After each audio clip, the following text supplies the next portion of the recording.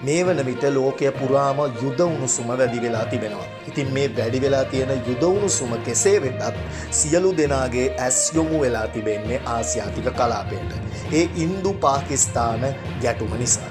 මේ වන විට ඉන්දු පාකිස්තාන ගැටුම කලාපයේ යුද උණුසුම අතිශයින්ම වැඩි කරලා ඉවරයි.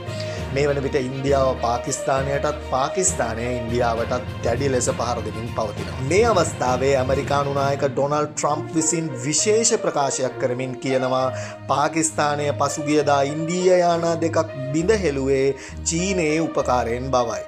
කිසිදු පදනම් විරහිත ආකාරයේ කතාවක් ඔහු කරනවා. තාමත් මේ වෙනතෙක් කිසිදු ආකාරයක තහවුරු කිරීමක් ඒ සම්බන්ධයෙන් වෙලා නැහැ. ඔහුගේ මතය පමණයි ප්‍රකාශ කරලා තිබෙන්නේ. කෙසේ වෙතත් අපි බලමු මොනවද ඉන්දියාවෙන් වාර්තා වන නවතම පුවත් කියලා.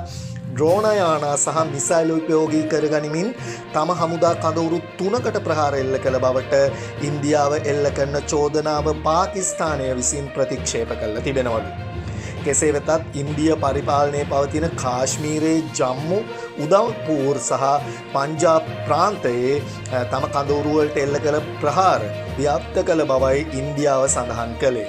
මෙලෙස ප්‍රහාර එල්ල කිරීමත් සමග මෙම ප්‍රදේශවල විදුලිය පවා විසන්දු වූ බවයි ඔවුන් සඳහන් කරලා තිබෙන්නේ. වැඩිදුරටත්